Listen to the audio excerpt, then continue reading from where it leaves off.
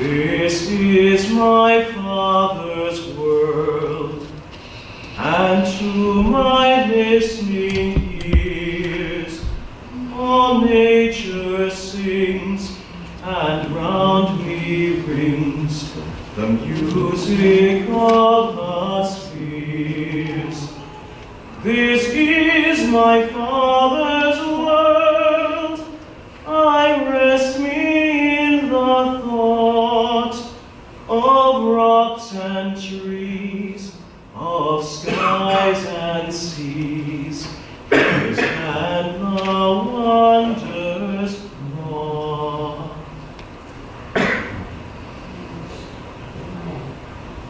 For many of you, beloved of God, this song and the sentiment it captures is familiar. As our world warmed up this week and we shake off the Chicago chill once and for all, hopefully, as we walk among trees and would come into their fullest blooms and hear the birds sing along to the music of the wind, it's hard not to be enthralled by the beauty and the fragile harmony of nature. But in these last few weeks, we've also been reminded just how fragile this image of harmony is. One of the videos trending this week on social media recorded tigers in a Chinese zoo ravenously devouring a live donkey. I only caught a few very edited moments of the video in the news story that I read. But even that began with several warnings about the graphic and disturbing nature of the ways that the tiger tore into the donkey and the screams of distress that the animal let out. As brutal as it may be, though, that is also natural. Nature is not always beautiful, it's not always balanced. In fact, sometimes it is downright bloody. Ecologists tell us that while the metaphors of nature and ecosystems as balanced and harmonious webs of life might be popular, the best science of our day tells us that nature is a place of constant change, competition, predation, and death. It was so long before human beings showed up on the planet, and it will be so long after we are gone. No matter what we do or don't do, whether it be emit carbon, destroy the rainforest, or even thermonuclear war, life on Earth, the Earth itself, and the climate will continue.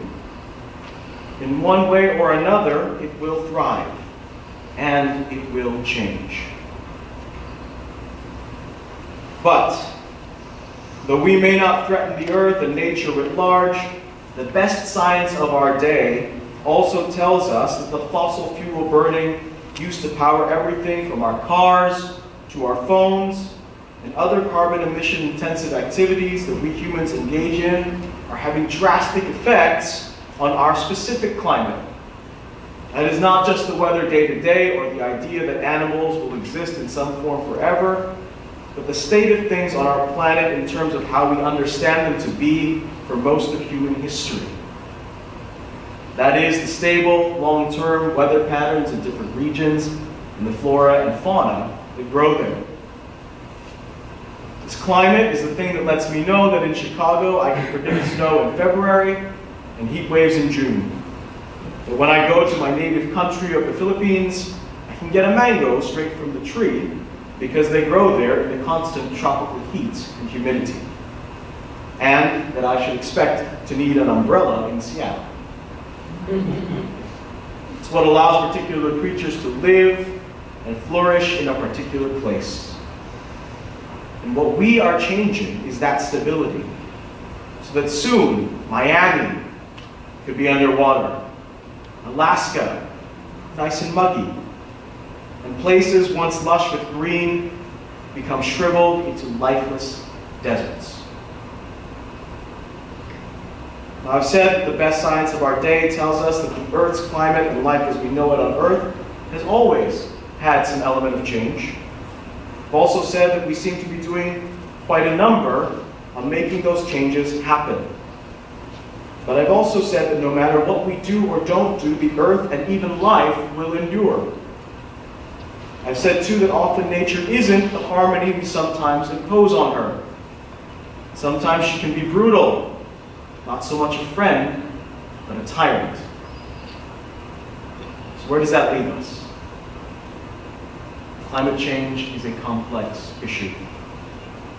What are we as human beings, specifically for us this morning, what are we as Christians supposed to do about it, if we're supposed to do anything about it at all?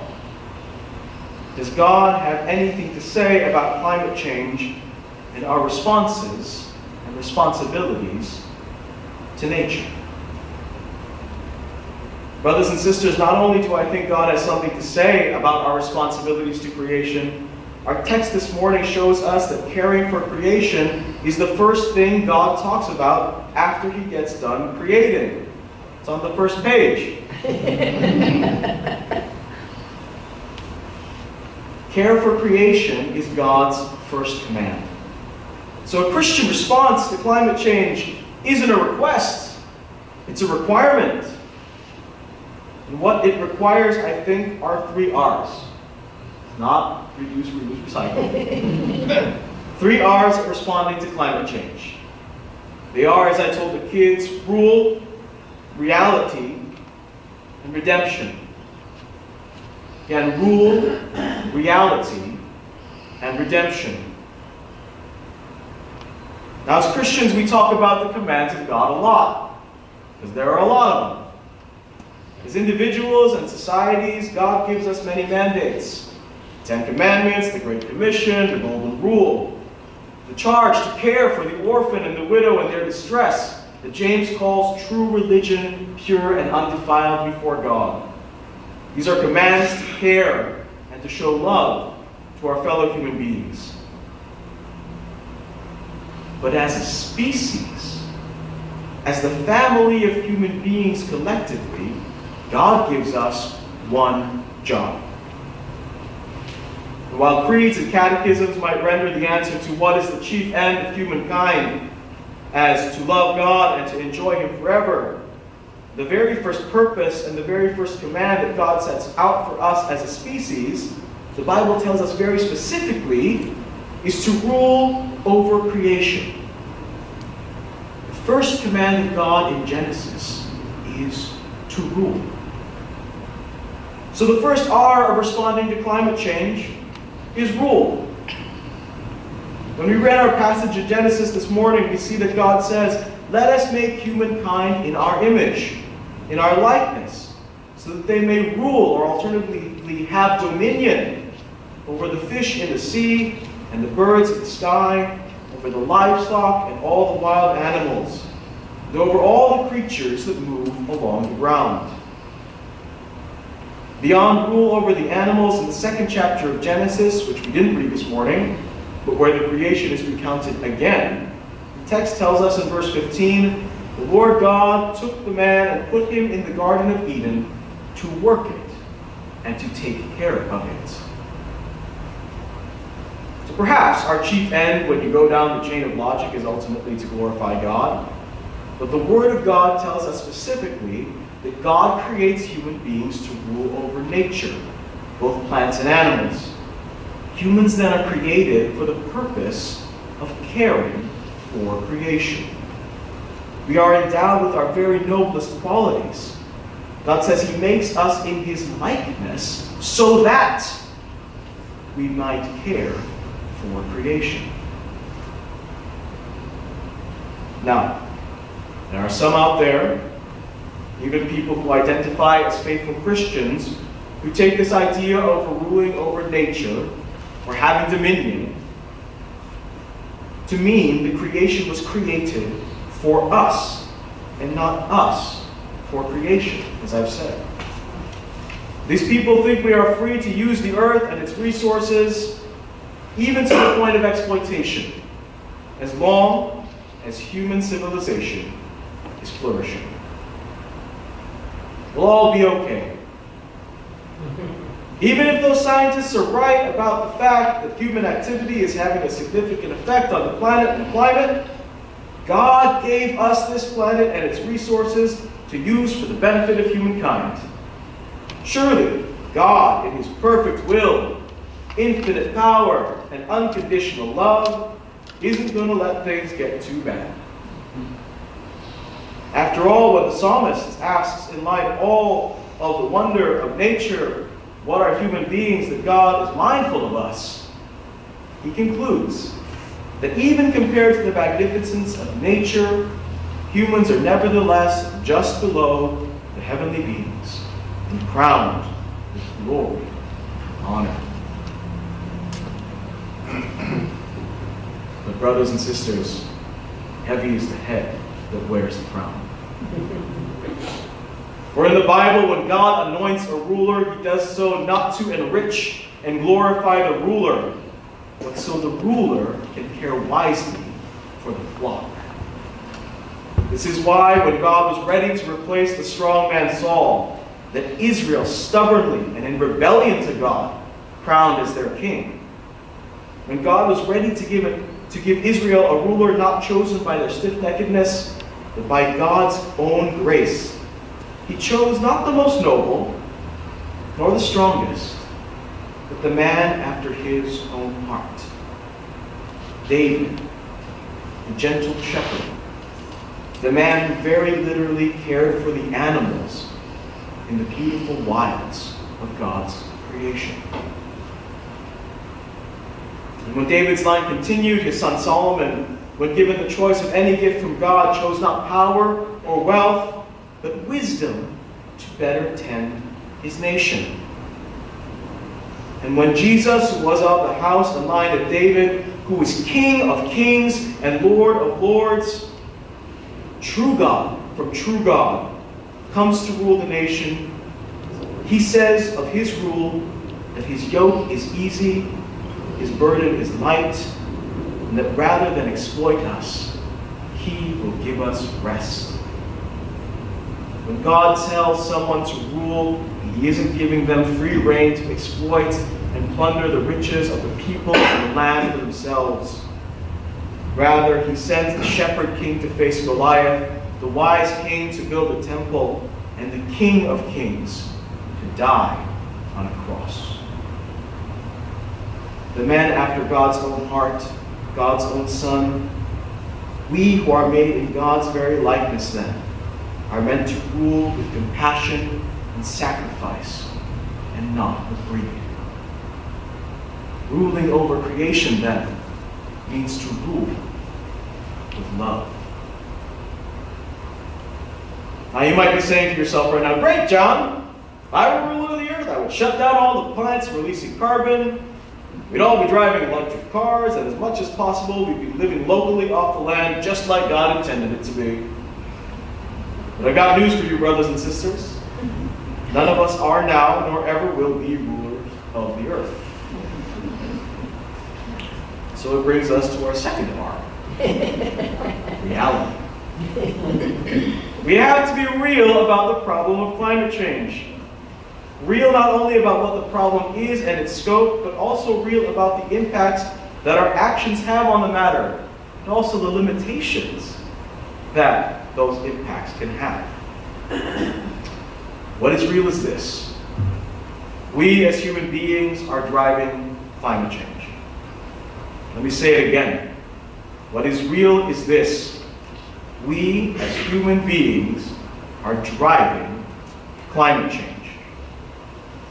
Our best science tells us this. More importantly, God seems to tell us that we can. When he says that he makes us in his own image, most writers have taken that to mean that God gave us minds to discern and freedom to act in nature. We are not creatures of pure instinct. That is, creatures who are subject to our nature and the vagaries of natural patterns. We are rulers with intellects who can reason, discern, and manipulate nature. It is in our core capacity then as human beings to be scientists and solution makers, artists and philosophers. But we're not all powerful, and we act within certain natural limits. But as David's psalm reminds us, we are just a little lower than the heavenly beings. We've built levees against terrible storms. We've made medicine to cure disease. We've even defied gravity itself and gone to the moon. So it should come as no surprise that we can and do drive climate change to an extent and rapidity unprecedented in the history of our planet. That being said, even if we wanted to stop and arrest climate change, we're not each of us individually all-powerful. This might come as news to some people in Washington, I think. It's clear that this power, this being made in the likeness of God, isn't granted to us singularly as human beings. In all of our great accomplishments, it's taken teams of people that have crossed boundaries that have come together to solve a problem. And though we are all made in God's image individually, the gift of his likeness that God gives is not for one person alone, but rather a gift to the species, so that the species, and not one man or nation or faith, might rule over nature, but rather the human species as a whole. So if we know then that God made human beings to rule creation by caring for creation, we know too that we must do it as a species. The job is just too big for any one man or woman. You can recycle in local gardens so all your bins are blue and your thumbs turn green. It's not going to solve the problem of climate change.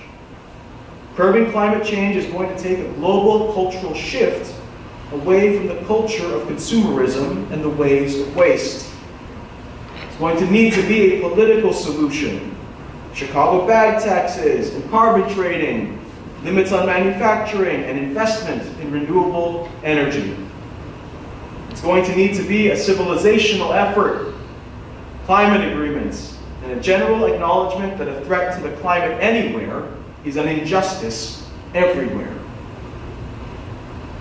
The magnitude of the problem of climate change sheds light on the blessing God gives in the passage we read this morning. For we read God's blessing to be fruitful and multiply, fill the earth and subdue it in light of his command to rule over and care for creation. It seems that the great diversity of the 7 billion people on our planet, the minds and cultures stretched to the end of the earth, from Pittsburgh to Paris to Pyongyang, are meant to come together to rule the earth by caring for creation. It's the only way it's going to happen.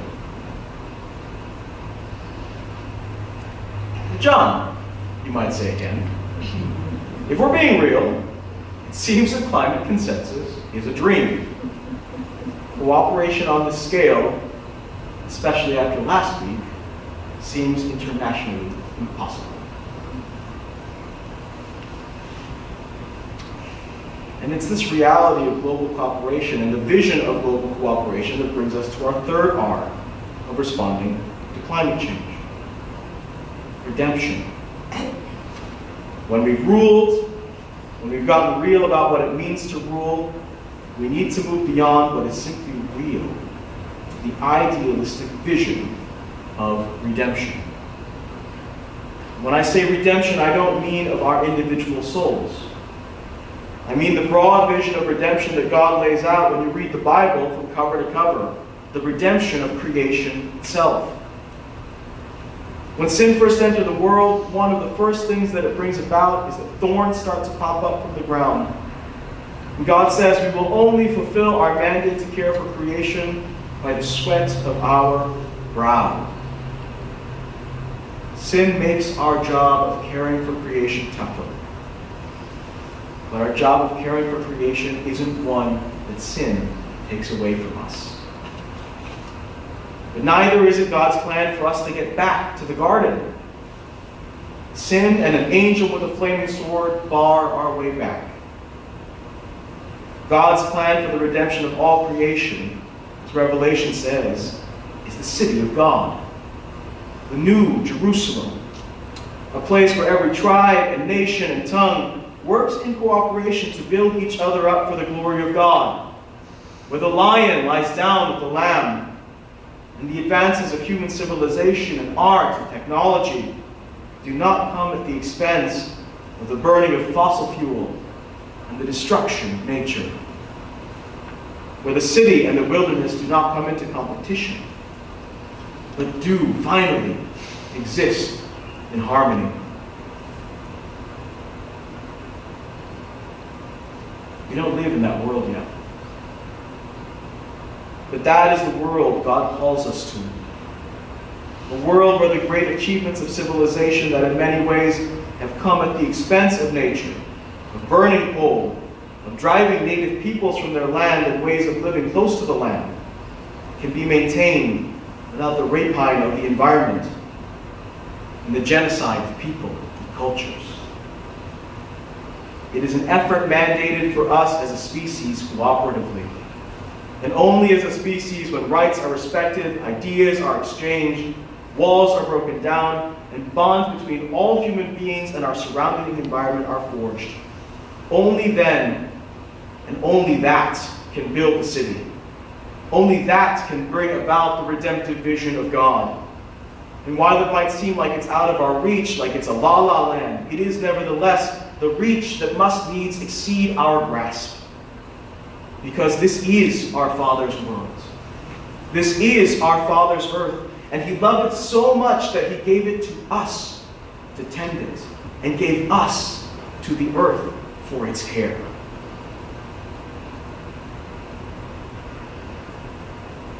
This is our Father's world. And as our passage says, when He was done, when He had finally established human beings to care for the earth, then, and only then, our passage tells us, that God finally looked down, surveyed His creation, and said, "It is good."